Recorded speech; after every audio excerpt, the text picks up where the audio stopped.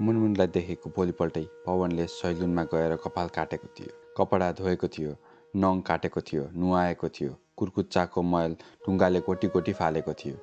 फुल काकाले उसलाई छक्क पर्दै हेरिरहे, खोकिरहे।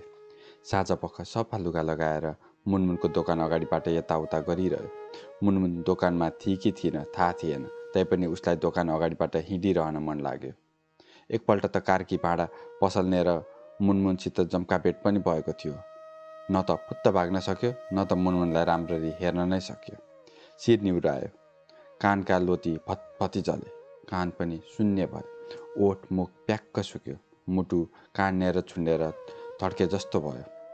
जब मुनमुन उसको दाहिने पाखुरा छेउबाट गई ऊ सन्न भयो, आँखामा माकुराले जालो लाए जस्तै भयो। मुनमुन परै गइसकेकी थिए। उसले बल्ल फर्केर हेऱ्यो, सोच्यो मुनमुन नजिक हुँदा त यसरी सातो जान्छ, रकी दादाले चाहिँ कहिले पो हात समात्न सकिने होला। भन्छन् प्रेम गरेको मान्छेले हिँड्ने बाटो, पढ्ने स्कुलको भवन, उसले खाएको चियाको जुठो ग्लाससम्मको माया लाग्छ रे। उसलाई पनि त्यस्तै भएको थियो। मुनमुनको घरको पछिल्लो झ्याल पनि उसलाई मन पर्न थालेको थियो। मुनमुनको घर पछाडि जङ्गल थियो। घरको पछिल्लो भाग काँडे तारले बेरेको थियो। केटाहरू भन्थे रकी दादा कहिलेकाहीँ काँडे तार नागेर घरभित्र पस्छ रे। एकपल्ट पवनले घर पछाडिको झ्यालमा मुनमुनलाई देख्यो। उसले ठुलो सालको रुखमा साइकल अड्यायो। रुख पछाडि छेलिएर दुर्बिनले हेरिरह्यो। मुनमुन गई तर फर्केर आउँछ कि भनेर पवनले कुरिरह्यो, तर आइन। तर ऊ भोलिपल्ट पनि आयो, आइ नै रह्यो। ऊ ठुलो सालको रुखको फेदमा अडेस लागेर मुनमुनको छ्यालतिर हेरिरहन्थ्यो। कहिलेकाहीँ त रुख मुनतिरै निदाउँथ्यो। साउनको दोस्रो हप्ता हलमा मिथुनको फिल्म प्यार का मन्दिर चलेपछि रकी दादाले तल्लो चोकलाई नयाँ नाम दिएको थियो। ठुलो फ्ल्यागमा रातो इनामेले लेखेको थियो, प्यार का मन्दिर चोक। त्यहाँ प्राय प्रेममा परेका केटाहरू चिया पिउँदै टोलाइरहन्थे। त्यसमा पवन पनि थपिएको थियो। उसको प्रेम कथा कसैलाई थाहा थिएन। उसलाई लाग्थ्यो सबैले थाहा पाउन्, रकी दादाको चाहिँ नोटमा नाम लेखिदिउन्। अरूले कसरी थाहा पाउन्? यसो रुख पछाडि छेलिएर कान राता बनाउँदै हात समाएर कुरा गरेको देखे पो थाहा पाउँथे। ऊ आफैले पनि मुनमुनलाई यसरी प्रेम गरेको थियो, जसरी मानिस चन्द्रमालाई माया गर्छन्, टाढै टाढै। एक दिन पवनले रकी दादाबाट थाहा पायो सन्ध्या फिल्म हेर्न जान्छ रे भोलि। उसले सोच्यो मुनमुन पनि पक्कै जान्छे, तर उसित टिकट काट्ने पैसा थिएन। ऊ रातभरि छटपटाइरह्यो। फुल काकाले खोकिरहे। उसले 12:30 बजेतिर सर्वजित मास्टर साहब एका बिहानै अम्बरपुर आएको उसलाई 20 रुपियाँ दिएको कल्पना गर्यो। 1 बजेतिर कार्की भाँडा पसल छेउको बाटोमा धुलोले पुरिएर टुप्पो मात्रै देखिएको 10 रुपियाँ भेटेको कल्पना गर्यो। 1:30 बजे टुरे खोलामा बग्दै बग्दै आएको 10 को नोट झम्मा हामफालेर समाएको कल्पना गर्यो। 2 बजे गायत्री मिठाई पसलमा चिया पिइरहेको राजबहादुरले उसित माफी माग्दै 300 रुपियाँ फिर्ता गरेको कल्पना गर्यो। 2:30 बजे रकी दादाले एक गाउँले ला फिल्म हेर भन्दै 5 रुपियाँ दिएको कल्पना गर्यो र 3 बजेतिर निदायो। ऊ बिहान 7:30 बजे उठ्यो। भुलकाका खाना थालले छोपेर जङ्गल हिँडिसकेका थिए। उसले भुलकाकाको सिरान मुनतिर हेऱ्यो। सुर्ती सकेको दादा खैनीको बट्टा भेटायो। ओछ्यानसित टाँसिएको भित्तामा टाँगेको इस्टकोटको गोजीमा छामछुम पार्यो। देब्रे गोजीमा चुरोटको झरेको सुर्ती भेट्यो। पलङ मुनतिर राखेको कालो बाकस खतल खातल पार्यो। रामायण हाकिमले पठाएको चिठीको मुठो प्लास्टिकले बेरेर राखेको चिना र नागरिकता भेट्यो, तर 5 रुपियाँ भेटेन। बाहिर घामले घमौरा दर्काइरहेको थियो। उसले एकछिन आँगनमा उभिएर अगाडि लम्पसार परेको बाटो हेऱ्यो। फुत्त बसन्त आइहाल्छ कि। गोठतिरबाट आएको बाख्राको सडेको बडखोलाको गन्धले आत्तेर भित्र पस्यो। हतार हतार भात खायो, थाल माझ्यो। यसो नङतिर हेऱ्यो। छ्या, यस्ता फोहोर भरिएका नङ देखि भने मुनमुनले के भन्ने। उसले काठको सानो छेस्कोले नङ सफा गर्यो। देवीलाल सर कहाँ पुग्दा उनले एउटा हिसाब भ्याइसकेका थिए। उनी जब दोस्रो हिसाबतिर लागे, उसलाई फुत्त बाहिर निस्केर पाँचपारी उइकिएर गाडेको 200 रुपियाँ लिएर आउँ जस्तो लाग्यो। तर ऊ चरा थिएन। जान आउन दिनभरि लाग्थ्यो। देवीलाल चल तेस्रो हिसाबतिर लागे। त्यसै बेला त हो नि उसलाई खोलाको बोतलको सम्झना आएको। बोतल बेचेर जब ऊ फिल्म हलमा पुग्यो, दोस्रो घन्टी बजिसकेको थियो। हातमा टिकट लिएर गेटतिर बढ्दै गर्दा उसले मुनमुनलाई देखिहाल्यो। दिदीको छेउमा उभिएकी थिए। ऊ मुनमुन छेउ जान सकेन, वरै उभिएर हेरिरह्यो। कस्ता राम्रा आँखा मुनमुनका। मुनमुनले हाँसेको कति राम्रो। उसले बिहे गरेर मुनमुनलाई बाँसबारी लगेको कल्पना गर्यो। ज्यान सिरिङ्ग चाले रति दुध हाल्छ छैन कुल्फीमा? रकी दादा कुल्फीवालालाई धम्काइरहेको रहेछ। होइन हजुर, शुद्ध गाईको दुधबाट बनेको हो, कुल्फीवालाले डराउँदै भन्यो। एउटा खाएर हेर्नुहोस्। रकी दादाले कुल्फी हातमा लिएर सन्ध्यातिर हेरेर खिस्सा हाँस्यो। रकी दादा एक्लै? अरू केटाहरू खोइ त? पवनले खरा चाहिँ आँखा दगुरायो। देख्यो केटाहरू छरिएका थिए। पङ्खे ढोकानिएर थियो। फन्दे केटाहरूको रक्षक चाहिँ मान्छेहरूलाई छेउमा आउन दिइरहेको थिएन। रेशम जङ्गेसित खासखुस गरिरहेको थियो। एकैछिनमा जङ्गेले ढोकानिरको भिड पन्छ्याएर केटीहरूलाई भित्र पठायो। रकी दादा कुल्फीको बाँसको छेसको टोक्दै ढोकातिर बढ्यो। ऊ दगुर्दै रकी दादाको नजिक पुग्यो। ए गाउँले, तँ पनि आइस? रकी दादाले भन्यो। मेरो पछि पछि आइज। ऊ पछि लाग्यो। रकी दादा ढोकाभित्र पसेपछि अरू केटाहरू पनि भित्र पसे। भित्र पसेपछि रकी दादाले अलिकति पैताला तन्काएर प्रोजेक्टरको पालबाट भित्र हेऱ्यो। करायो, ओइ बुढा, आज रिल चुडाउने होइन। चुडाउँदैनौँ हजुर, बसिरको आवाज आयो। रकी दादा जोधा साँडे चाहिँ अघि बढ्यो। पवनले उसलाई पछ्याइहाल्यो। रकी दादा सन्ध्याको सिट पछाडि बस्यो। संयोगवश पवन मुनमुनको सिट पछाडि पर्यो। उसलाई त संसारै जिते जस्तै भयो। मान्छेहरू ओइरिँदै गए। फिल्म सुरु भयो। रकी दादा अँध्यारोमा सन्ध्यासित खासखुस गरिरहेको थियो। पवन भने केवल मुनमुनको कुचुक्क निहालिरहेको थियो। हलमा उखरमाउलो गर्मी थियो। सिलिङमा झुन्डेका पङ्खाहरू फटफट घुमिरहेका थिए। हलको चर्को आवाजले कान चिलाइरहेको थियो। उसले फिल्म हेरेन, केवल बेला बेला पर्दाको उज्यालोले चम्किने मुनमुनको दायाँ गालाको पाटो हेरिरह्यो। मुनमुनलाई फिल्म रमाइलो लागेर त होला, पछाडि फर्किँदै फर्किन। ऊ सर्दै सर्दै मुनमुनको कुचुक्क नजिक पुग्यो। थकानले यसो के तन्किएको थियो, मुनमुनको कपालको अनौठो बास्ना उसको नाकभित्र स्वाट्ट पस्यो।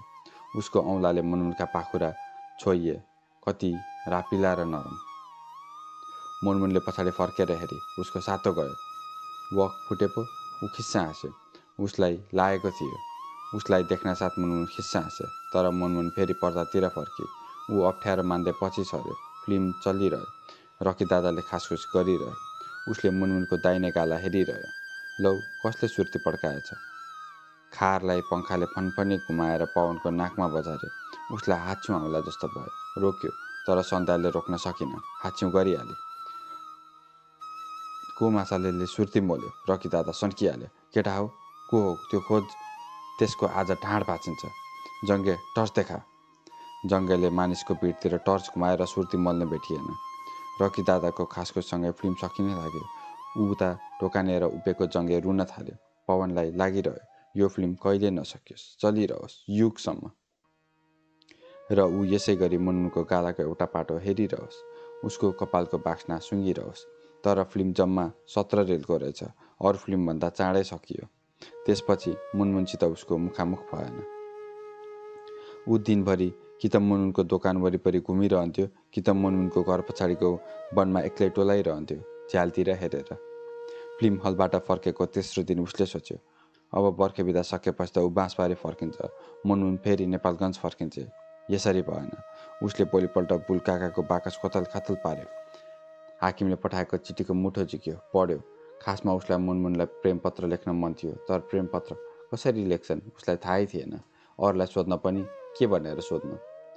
हाकिमले बुलकाकालाई पठाएको चिठीहरू भावुक थिए। सर्दी, उदासी, मालिकको हप्की, निराश र अम्बरपुरका यादले भरिएका थिए। उसले 7औं चिठी खर्र पढेपछि अलिकति चिठी लेख्ने मेसो पाए। अरू चिठी थपक्कै बाकसमा राख्यो र 7औं चिठी बोकेर आँटीमा उक्लियो। उसले त्यही चिठीको स्वरूपमा अर्को चिठी लेख्ने ज्ञान पाएको थियो। केही हरफ दुरुस्तै उतारे, कसले थाहा पाउने। ठस ठस गनेर उसले लेख्यो, प्राण प्यारी मुनमुन, ईश्वरको कृपाले यहाँ आरामै कुशलै छ, त्यहाँ पनि कुशलै नै होला भनेर कामना गर्छु। मलाई तिम्रो सम्झना आइरहन्छ। कति राम्री छौ तिमी। तिमी जस्तो त यो अम्बरपुरमै कोही छैन। कहिलेकाहीँ सर्दी बहुतै बढ्छ, सर्दी दिलमै पुग्छ। त्यस बेला तिम्रो खुब सम्झना आउँछ। जिन्दगीले रिङ्ग्याउँदै यहाँ ल्याइ पुर्यायो। मलाई तिम्रो अभाव खट्किन्छ। तिमीलाई पनि मेरो अभाव खट्किँदो हो। यो उमेरमा तिमीलाई एक्लै छाड्न पनि मन छैन, तर मेरो कर्म त्यस्तो। ती सहरका बत्तीमा मन रम्दैनन्। के बत्तीभन्दा उज्यालो छैन र तिम्रो हाँसो? मान्छे त खुसी आफ्ना मान्छेको बिचमा हुने रहेछ। बल्ल मलाई थाहा भयो। मेरो खुसी तिम्रै आसपासमा रहेछ। यो जिन्दगीमा तिम्रो साथै म हुँ, मेरो साथै तिमी हौ। अब चाँडै तिम्रा कदममा शिर राख्न आउँदैछु। मेरो बाटो हेर्न नछोड, राम्ररी बस। उही दुखी पवन कुमार। उसले कदमको अर्थ ठ्याक्कै बुझेन, कहाँ होला भन्ने बुझ्यो बिचरा। चिठी तयार भएपछि सोच्यो, कसले पुर्याइदेला चिठी। उसले जावेदलाई सम्झ्यो। जब जावेदले उसको कुरा सुन्यो, सुनबाट निस्केको खार चाहिँ उसको अनुहार पहेँलै भयो। मेरो बापले गाडमा लात्ती हान्छ, उसले भन्यो। सुटुक्क दिएर पवनले ढाडस दियो। कसैले थाहा पाउन्न। म तँलाई 3 दिनलाई दूरबीन दिउँला, जति हेर्न मन लाग्छ हेर्नु। कहिले दिन्छस्? चिठी दिएपछि पवनले रुद्रघण्टी समायो। महाकसम दिन्छु। एकछिनको अन्कनापछि जावेदले चिठी लियो र बेसमारी दगुर्यो। जावेद गएपछि ऊ छटपटियो। के हुने हो खै? मुनमुन रिसाउने पो हो कि? गेन्द्र साउले थाहा पायो भने? ऊ दिनभरि उखरमाउलो गर्मीमा पनि गुल्लुम्म सिरक ओढेर सुतिरह्यो। तर जावेद फर्केर आएन। ऊ साँझतिर सुन पसलतिर गएको थियो, तर जावेद भेटिएन। के भो? उसका ओठमुख सुकिरहेका थिए। ऊ रातभर निदाउन सकिएन। भोलिपल्ट फेरि जावेदकोमा गयो, तर ऊ भेटिएन। वो तो नेपालगञ्ज चला गया। दिउँसोतिर जावेदकी आमाले भनिन्। नेपालगञ्जमा जावेदका भिनाजुको दोकान थियो। केटो त हिँडेछ। त्यो खबर सुनेपछि पवनको शिरमाथि शङ्काको कालो बादल मडारियो। जावेद पक्कै भागेको हुनुपर्छ। के गडबड भएछ खै? त्यसको 3 दिनपछि पवन घुम्दै प्यारका मन्दिर चोक पुगेको थियो। उसले वरैबाट चिया पिइरहेको रकी दादालाई देख्यो। रकी दादाले उसलाई। आसपासमा केटाहरू छँदै थिए। रकी दादाले इसाराले बोलायो। जब ऊ नजिक पुग्यो, रकी दादाले घाइते बाघले चाहिँ उसलाई हेऱ्यो र गिल्ला गर्दै भन्यो, ल हेर, मेरो साडु भाइ आयो। ए साउजी, चिया ल्याऊ, मेरो साडु भाइ आए। केटाहरू गलल्ल हाँसे। ए गाउँले, मेरो सालीलाई चिठी लेख्छस् साले? रकी दादाले उसको कान समायो। हिरो हुन्छस्? उसका आँसु निस्किए। अब फेरि लेख्छस्? नाइ, उसले रुन्चे स्वरमा भन्यो। अनि के लेख्या थिइस् रे? रकी दादा फिल्मको गुन्डा चाहिँ हाँस्यो। हाहा, के रे? तिम्रो कदममा शिर राख्न आउँछु। सबै हाँसे। उसले आँसु पुछ्यो। कहाँ फसियो? के स्वास्नीको कदममा शिर राख्न नपाइने? रकी दादाले कान छोड्यो। पवनले अरू केही सोच्न सकेन। गल्ली गल्ली दगुर्दै घर आयो। दिनभरि सुत्यो। उसले सोच्यो, कसरी थाहा पायो रकी दादाले? मुनमुनले पक्कै सन्ध्यालाई चिठी देखाइ होली। सन्ध्याले रकी दादालाई। तर जावेदलाई नभेटेसम्म रहस्य खुल्नेवाला थिएन। 1 हप्तासम्म ऊ न त प्यारका मन्दिर चोक गयो, न त फिल्म हल। ट्युसनबाट फर्केर सोझै घर आउँथ्यो। दिनभरि घरमा बसिरहन्थ्यो। एक दिन उसलाई मुनमुनको यादले खुब सतायो। एक झलक भए पनि हेर्न पाइन्छ कि भनेर मुनमुनको दोकानतिर गयो। कर्के नजरले दोकानतिर हेर्दै हिँडिरहेको थियो। दोकानमा कोही थिएन। तर अलि अगाडि बढेपछि गेहेन्द्र साउसित जम्का भेट त भइहाल्यो। गेहेन्द्र साउ उसलाई देखेर खिस्सा हाँसे। गर्मी भएर होला, तल लुङ्गी र माथि हाफ बन्डी लगाएका थिए। अनि ज्वाइँ साहब कता हिँड्नु भयो? उनले हाँस्दै सोधे। लौ, मर्नु भएन र उसलाई? त्यसरी चिठी लेखेर बजार बजार देखाउँदै हिँड्नुहुन्छ त? उनले भने। कतिमा पढ्छौ? 8। ऊ चुइकिए। उसले त 9मा पढ्छ। उनी हाँसे। तिमीभन्दा 1-2 वर्ष जेठी पनि होली। उसले घोसे मुन्टो लायो। तर यसपालि पास भइन भने? फेरि 9मै पढ्छ। उसले भने। तिमी राम्ररी पढ। एमए पास गरेपछि मेरी छोरीलाई तिमीलाई नै दिम्ला। गुन्डा भयो भने दिन्न। उसले घोसो मुन्टो लाइरह्यो। गेहेन्द्र साउ गएको थाहा पनि पाएन। भन्न पनि पाएन। उसले चिठी बजार बजार देखाउँदै हिँडेको होइन। सधैँ डर लाग्ने गेहेन्द्र साउ उसलाई त एकदम असल लागे। खराब त रकी दादा पो हो। त्यस्तरी बेइज्जत गर्न हुन्छ?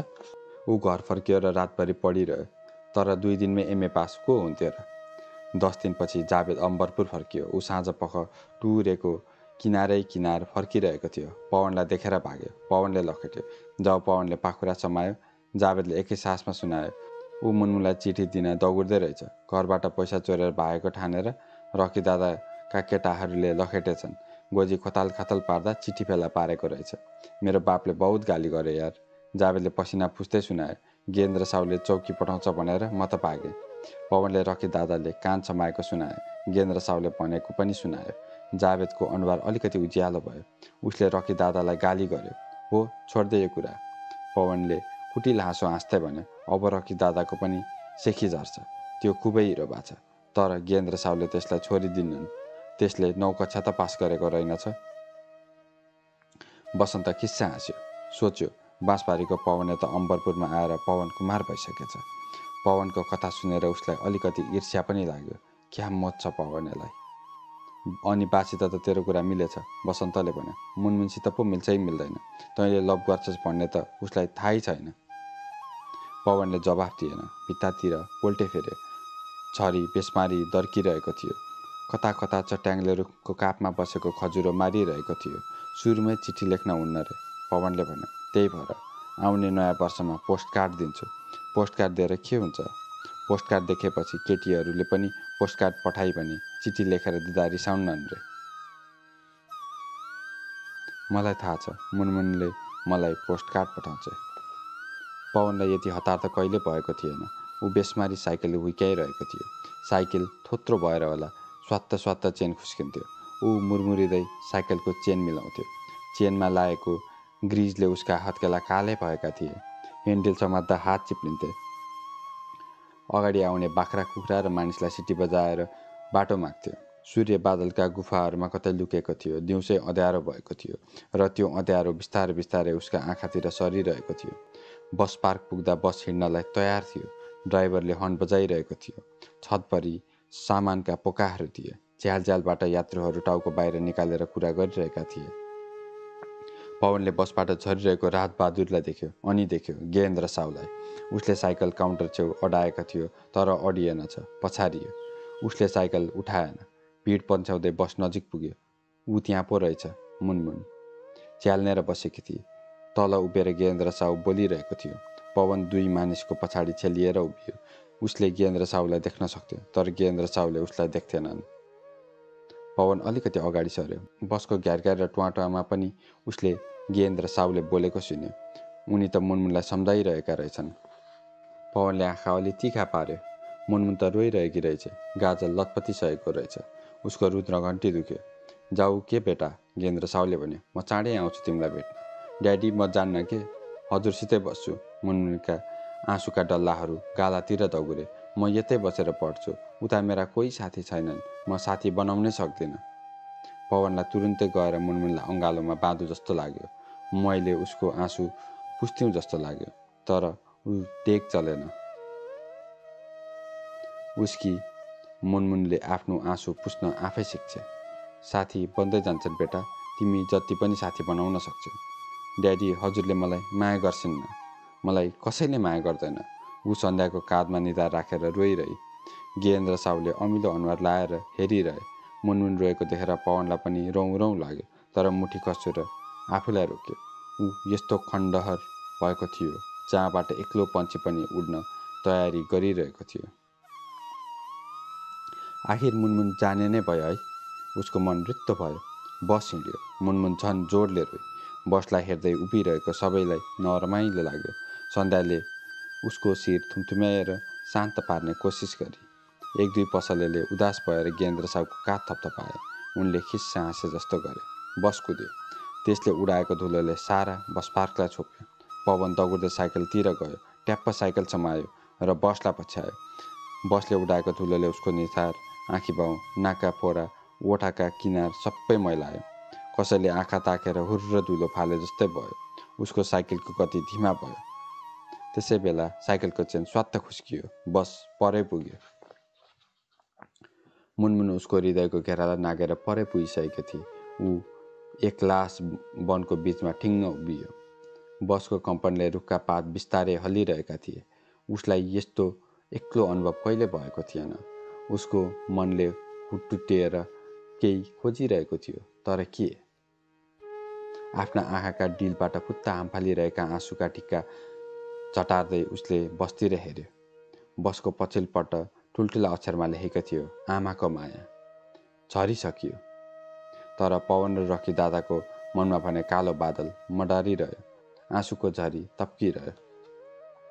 रकी दादाले चुरोटको पहिलो कस कहिले तानेको थियो, कसैलाई थाहा थिएन।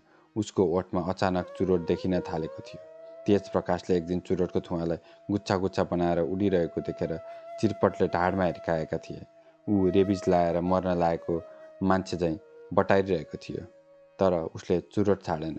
कहिलेकाहीँ केटाहरूसित जिस्केर भन्थ्यो, हेर, म आँखाबाट धुवाँ निकालिदिन्छु। सबैले टुवा परे उसका आँखामा हेर्थे। लौ हेर, अब आँखाबाट धुवाँ निस्किन्छ। सबैको ध्यान आफ्नो आँखामा देखेर रकी दादा खिस्सा हाँस्थे। त्यसै बेला भर्खरै खसी बनेको बोको चाहिँ कोही न कोही उफ्रिहाल्थ्यो। किनभने रकी दादाले ध्यान आँखामा मोडेर चुरोटको टुटाले तिग्रा पोल्दै हुन्थ्यो। 3-4 जनाको तिग्रामा चुरोट जोसेपछि सबैले रकी दादाको बदमासी थाहा पाए र रकी दादा भिक्सतिर फर्कियो। उसमा भिक्स प्रेम सानैदेखि थियो। भिक्सको डब्बा सधैँ गोजीमा हुन्थ्यो। कसैसित झगडा पऱ्यो भने पहिला भिक्स आँखामा दलेर मात्रै मुक्का हान्थ्यो। कहिलेकाहीँ पैसा चोर्यो भने भिक्स आँखामा दलेर आमाको अगाडि जान्थ्यो। आमैले गहभरि आँसु बोकेको छोरालाई नाइ भन्न सक्दिनथिन्। कहिले कुकुरनीसित जोल्टिएको कुकुरको लिङ्गमा भिक्स दलिदिन्थ्यो। आर्तनाद गर्दै सारा अम्बरपुर घुमेका कुकुरका जोडी फेरि कहिले उसको दोकानतिर देखा पर्दैनथे। उसले भिक्स चुरोटमा दलेर पनि पिउन थालेको थियो। नाकमा पनि भिक्स घसिरहन्थ्यो। सर्कसको जोकर चाहिँ उसको नाक रातो भइरहन्थ्यो। उसको उटपट्याङ र नाकको भिक्सका पछाडि एउटा रहस्य लुकेको थियो। सन्ध्याको बिहे। उसले पनि थाहा पाइसकेका थियो सन्ध्याको बिहे हुँदैछ भनेर। गेन्द्र साउले सुटुक्क छोरीको बिहे छिन्नुको कारण पनि उनै थियो। ऊ सन्ध्यालाई भेट्न 3 पल्ट नेपालगञ्ज गएको थियो, तर गेन्द्र साउले डेरा सारिदिएका रहेछन्। भेटेन। सायद सन्ध्याले फोन पनि गर्थ्यो होला, तर सन्ध्याको के लागोस्, अम्बरपुरको एउटै मात्र फोन उसकै घरमा थियो र प्राय फोन गेन्द्र साउले नै उठाउँथे। रकी दादालाई कतै सन्ध्याले चिठी पठाइहाल्छ कि भन्ने आश पनि थियो, तर चिठी आएन। ऊ भन्थ्यो गेन्द्र साउले हुलाकीलाई पैसै खुवाएका रहेछन्। उसको नाममा आउने चिठी सायद हुलाकीले सुटुक्क उसैलाई नै दिन्छ। रकी दादाको मनमा चयन थिएन, त्यसैले होला पवनलाई देख्दा पनि केही मतलब गर्दैनथ्यो। पवन फेरि ग्याङमा सामेल भएको थियो, तर रकी दादाले पहिला जस्तो व्यवहार गर्दैनथ्यो। रकी दादा यसरी चुप्लाएर बस्नु भएन, एक दिन रेशमले भन्यो, नत्र भाउजूको अन्तै बिहे हुन्छ। रकी दादाले एकछिन आँखा चिम्म गर्यो। उसले चियाको ग्लास समाएको हात थर्र काप्यो। उसका आँखाका परेला छिमछिम भए। उसले मुसुक्क हाँस्दै भन्यो, चिन्ता नगर, म तिमीहरूकी भाउजूलाई मण्डपबाटै खोसेर ल्याउँछु। केटाहरू सशङ्कित भए। मैले प्लान बनाएको छु। उसले भन्यो, फेल खान्न, फर्स्ट डिभिजन ल्याउने प्लान छ मसित। तर प्लान के हो कसैलाई भनेन।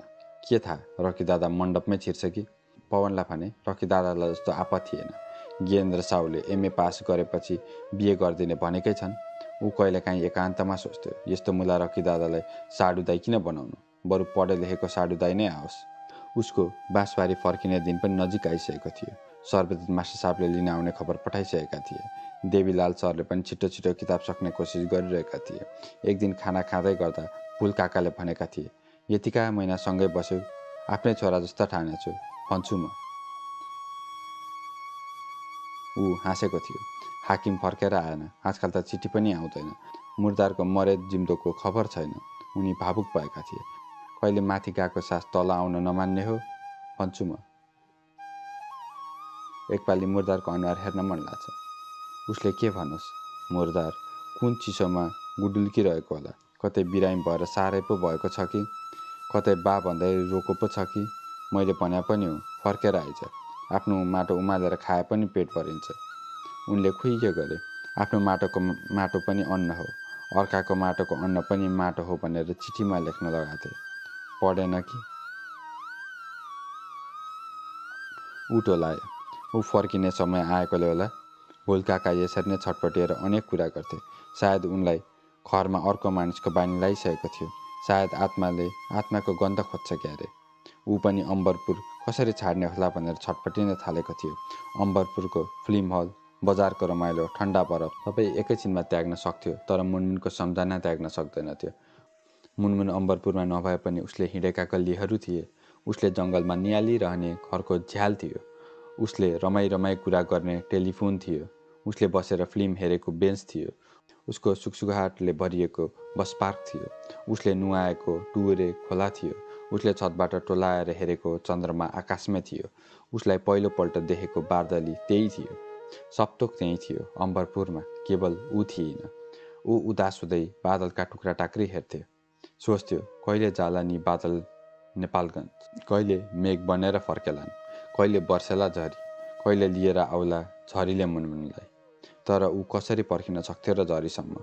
उसले मुठी कसेर कसम खाएको थियो, म जसरी भए पनि नयाँ वर्षमा नेपालगञ्ज जान्छु, मुनमुनलाई पोस्टकार्ड दिएर आउँछु। ऊ 1-2 पल्ट फिल्म हेर्न गएको थियो, तर फिल्मकी हिरोइन देखेकी मुनमुनको सम्झना आइहाल्थ्यो र ऊ फिल्मभन्दा बढी मुनमुन बसेको सिटलाई हेर्थ्यो। बसिरले उसको छटपटी देखेर होला एकपल्ट सोधेको थियो, के भएको छ आजकल? केही होइन दादा, उसले कुरा मोडेको थियो। अब गाउँ फर्किने दिन आयो, अब मलाई लिन बा चाँडै आउनुहुन्छ। बहन पनि आउँछ दादा, यहाँ लिएर आउनु है। म एकपल्ट पनि रिल नचुडाई फिल्म देखाउँछु। मुनमुन नभए पनि उसले दिनको एकपल्ट गेन्द्र इम्पोरियम अगाडि साइकल कुदाउन छाडेको थिएन। उसको मन कता कता लाग्थ्यो मुनमुनलाई फेरि फर्काएर ल्याए कि। तर एक दिन गेन्द्र इम्पोरियमको ढोकामा ताला लागेको थियो। भोलि त खुल्ला नि। भोलिपल्ट पनि ताला चुन्डी नै रह्यो। ढोका अगाडि कुयान जम्मा भयो। बजारका सारा लुते कुकुरले खुट्टा तन्काउँदै त्यहीँ सुत्न र मुत्न थाले। अचानक कहाँ गएछ सबै? हप्ता दिनपछि दिउँसो 2:15 बजे पुच्छ दारी पालेको रकी दादा प्यारका मन्दिर चोकमा चिया पिइरहेको थियो। उदास थियो। केटाहरू उसको उदासीमा साथ दिइरहेका थिए। भन्दै दगुर्दै आयो। ऊ असिन पसिन भएको थियो। उसले ठुलो स्वरमा भन्यो, रकी दादा, बिहे त भोलि छ अरे। बागेश्वरी मन्दिरमा सुटुक्क बिहे गर्न लाछन् रे। केटाहरू चम्किए। तर रकी दादाले सुरुप सुरुप चिया पिइरह्यो। मानौ उसले केही सुन्दै सुनेन। अघि पछि भएको भए ऊ दगुरिसक्थ्यो।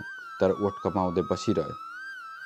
केटाहरूले उसलाई हेरिरहे। ऊ चिया सकेर बिस्तारै उठ्यो। पाइनको चाक टकटक्यायो। नाकमा भिक्स लगायो। भिक्सको खार आँखामा पसेकी उसका आँखा रसिला देखिए। रसिला आँखाले केटाहरूतिर पुलुक्क हेऱ्यो। शिर झुकायो। लुरु लुरु हिँड्यो। अलि पर पुगेपछि पछाडि नफर्किकन करायो, गाउँले यहाँ आइज। पवन दगुर्दै उसको छेउमा पुग्यो। रकी दादाले उसको हात समायो। उसलाई चड्कन हान्छ कि जस्तो लागेको थियो, तर हानेन। आँखामा हेर्दै यसरी हाँस्यो। त्यस्तो हाँसो पवनले अहिलेसम्म कतै कसैको ओठमा देखेको थिएन। रोएको हो कि हाँसेको हो छुट्याउनै नसकिने। त मुनमुनलाई खुब माया गर्छस् रे होइन? रकी दादाले मसिनो स्वरमा सोध्यो। पवनले मुन्टो हल्लायो। खुब पढ है। रकी दादाले उसको हात छोड्यो। म जस्तो नबन गाउँले। पवनले भुइँतिर हेऱ्यो। रकी दादा अघि बढ्यो। अलि पर पुगेर हातको पन्जा फुकालेर सडकको दुई किनारतिर हुर्यायो र आफ्नो हत्केला हेर्दै अघि बढ्यो। पछाडि फर्केर हेर्दै हेरेन। केटाहरूले रकी दादालाई पछ्याएनन्। उसलाई त ठुलै आपत आइलागेको थियो। उसलाई एक्लै छाडिदिनुमा नै कल्याण देखे उनीहरूले। पवनले अन्तिमपल्ट रकी दादालाई त्यही दिन देखेको थियो। त्यसपछि रकी दादा अम्बरपुरमा देखिएन। खबर अनुसार ऊ घर आएर साइकल लिएर गएको थियो। केटाहरू उसले मण्डपबाटै सन्ध्यालाई भगाएको खबर कुरेर बसेका थिए। तर खबर आएन। बरु सन्ध्याको बिहे सफलतापूर्वक सम्पन्न भएको खबर आयो। हप्ता दिनपछि बजारमा अर्को गाईगुइँ पनि चल्न थाल्यो। सन्ध्याको विवाहका दिन गरिममा पनि गुम्लुङ्ग कम्मल ओढेको फिल्मको आतङ्कवादी जस्तो एउटा मानिस बागेश्वरी मन्दिरको दैलोमा अबेरसम्म उभिएको थियो अरे। त्यो रकी दादा नै हो कि? केटाहरूले केही दिन नेपालगञ्जबाट आउने बसलाई कुरिएर बसिरहे। कतै रकी दादा फर्किहाल्छ कि? तर ऊ फर्केन। एक दिन रेशमले रकी दादाको ग्याङका सबै केटाहरूलाई अपरचट मिटिङमा बोलायो। खबर पाएर पवन टुरे खोलाको किनारमा पुग्यो। रेशम, डोके, नसे, पङ्के र भन्दै आइसकेका थिए। शिवे आइपुगेको थिएन। रेशमले पाइनको गोजीबाट खुम्चिएका पान्ना झिक्दै भन्यो, रकी दादाले मेरो नाममा चिठी पठाउनु भएको रहेछ। सबैलाई सुनाउनु भन्नुभएको रहेछ। सबैको कान ठाडा भयो। रेशमले पन्नालाई एकपल्ट सुमसुम्याएर गला खकार्दै अलिकति चर्को स्वरमा पढ्यो। केटाहरू हो, आशीर्वाद छ, मलाई आशा छ सबैले मेरो चिठी सुनिरहेको होला। म नफर्केपछि तिमीहरूलाई टेन्सन भएको होला। टेन्सन नलिनु, म जहाँ छु बहुत खुस छु। म नेपालगञ्ज पुग्दा सन्ध्याको बिहे भइसकेको थियो। दुलैको भेषमा ऊ साह्रै सुन्दर देखेकी थिए। उसको सिउँदोलाई अर्कैले रङ्गाएको थियो। बहुत नरमाइलो लाग्यो। म रोएँ, तर साला आँसु निस्केन। जिन्दगीमा पहिलोपल्ट म सुक्खा आँखा रोएको थिएँ। राति होटलमा आएर खुब रोएँ, रक्सी खाएँ, नारायण गोपालका गीत सुने र सोचेँ सायद सन्ध्या मेरी हुन यो धरतीमा आए कि होइन, त्यसैले मेरी होइन। अर्कोसित बिहे गरी भनेर म किन दुखी हौँ, किन रिसाउँ? हुन लेखेको कुरा त्यत्तिकै हुन्छ। नहुन लेखेको कुरा जति टाउको भित्तामा जोते पनि हुँदैन। यति कुरा बुझेपछि खुसी भइने रहेछ। सायद बिहेका दिन सन्ध्याको अनुहार दुखी भएको भए मेरो हातमा पोल्थ्यो होला, तर ऊ खुसी थिए। म उसको अनुहार पढ्न सक्छु। मैले पछि पत्ता लगाएँ। केटो पढे लेखेको रहेछ, बैङ्कमा काम गर्दो रहेछ, जाँड, रक्सी, चुरोट, खैनी केही खाँदो रहेनछ। घरबारी टोलमा उसको 2 तले घर पनि रहेछ। टोलमा कसैले पनि उसलाई नराम्रो भनेको सुनिन। खुब सोचेपछि लाग्यो सन्ध्याका लागि ऊ ठिक छ। यसरी सोच्दै जाँदा मन हलुङ्ग हुँदै आयो। सोचे सन्ध्याले जति समय मसित प्रेम गरी, दिलदेखि गरी, उसले मलाई धेरै स्मृतिहरू दिएर गई। अब एक्लो हुँदा पनि म एक्लो हुन्न। उसका स्मृतिहरू मेरो साथमा हुनेछन्। एक दिन म बुढो हुनेछु, तर मेरो स्मृतिहरूमा ऊ कहिल्यै नउइलाउने फुल भएर फक्रिनेछ। अब मेरी सन्ध्या मेरा लागि कहिले बुढी हुने छैनन्। मेरा आँखा अगाडि उसका गाला चाउरी पर्ने छैनन्, कपाल फुल्ने छैनन्, दाँत फुक्लिने छैनन्। यस्तै कुरा सोचेर म खुसी थिएँ। एक दिन अचानक मैले सन्ध्या र उसको पोइलाई रिक्सा चढेर गइरहेको देखेँ। किन पछि लाग्न मन लाग्यो। मैले अर्को रिक्सा चढेर पिछा गरिरहेँ। एक्लै नै पुगेपछि उनीहरू झरे, म पनि झरेर पछि लागिरहेँ। हप्प गर्मी थियो। सन्ध्या रातो साडीको सबकोले अनुहार हम्किरहेकी थिए। त्यसको पहिले गोजीबाट रुमाल झिकेर उसलाई दियो। उसले अनुहार पुछेर फिर्ता दिए। त्यसको पहिले रुमाल गोजीमा राख्न खोज्यो, तर रुमाल भुइँमा खस्यो। उसले रुमाल उठाएर टकटक्याउँदै गोजीमा हाल्यो। उनीहरू अघि बढे। म हुँरिँदै रुमाल खसेको ठाउँ लिएर पुगेँ। मलाई थाहा छैन मैले किन त्यसो गरेँ। 100 रुपियाँको नोट रुमाल खसेको ठाउँमा खसालेँ। मेरो मुखबाट निस्कियो, ओ दाइ। सन्ध्याको पोइ पछाडि फर्कियो। मलाई देखेर अकमकियो। ऊ भन्दा धेरै सन्ध्या अकमकियो। उसको अनुहार अँध्यारो भयो। मैले उसका आँखामा गहिरो डर देखेँ। उनीहरूले देख्ने गरी भुइँबाट नोट उठाएर भने, पैसा खस्यो। नजिक गएर सन्ध्याको पोइको हातमा नोट राखेँ। ऊ अल्मलियो। रुमालसितै नोट खसेको थियो। मैले भने, तपाईँले देख्नु भएन। उसले नोट समाएर गोजीमा हाल्दै भन्यो, धन्यवाद। मैले हात दिएँ। उसले हात मिलायो। मैले उसको तातो हत्केला समात्दै सन्ध्यालाई हेरेँ। उसको अनुहारमा अझै डर थियो। उसले कसरी थाहा पाओस्? मैले त नोट दिएको बहानामा उसको पोइसित हात मिलाउन खोजेको थिएँ। आउने जाने मान्छेहरूले हामीले हात मिलाएको देखे। त्यो उनीहरूलाई सामान्य लाग्यो होला, तर मेरा लागि सामान्य थिएन। मैले त मेरी सन्ध्यालाई उसको हातमा सुम्पेको थिएँ। उनीहरू गए। म त्यहीँ उभिरहेँ। अलि पर पुगेर सन्ध्याले पुलुक्क फर्केर हेरी। उसको अनुहारमा डर थिएन, ओठमा मधुरो मुस्कान थियो। मलाई लाग्यो मेरी सन्ध्याले मलाई बल्ल चिनी र उसका डर हराएका आँखामा मैले आफैलाई चिने।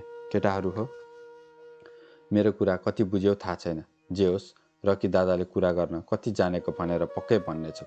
यस्ता कुरा गर्न जान्ने मान्छे त्यत्तिकै लल्लेर पनि हुँदैन। अब केही बनेर मात्र फर्किन्छु। त्यसैले आजको मितिदेखि हाम्रो ग्याङ डिसमिस भएको घोषणा गर्दछु। उही गजेन्द्र। रकी दादाको चिठी आएको 1 हप्तापछि अम्बरपुरमा ठुलो हुरी चल्यो। प्यारका मन्दिर चोक लेखेको फल्याक उडेर कता पुग्यो कता। केही दिनपछि पवनले फल्याकलाई अम्बरपुरभन्दा अलि पर देख्यो। फल्याक रुखको कापमा अल्झेर आत्महत्या गरे चाहिँ तुलुङ्ग झुन्डिरहेको थियो। त्यसमा रकी दादाले लेखेको अक्षर थिएनन्। उसले त्यही फल्याक मुन्तिरबाट देख्यो। पर सर्वजित मास्टर साहब रमाका हात समाएर हतार हतार आइरहेका थिए।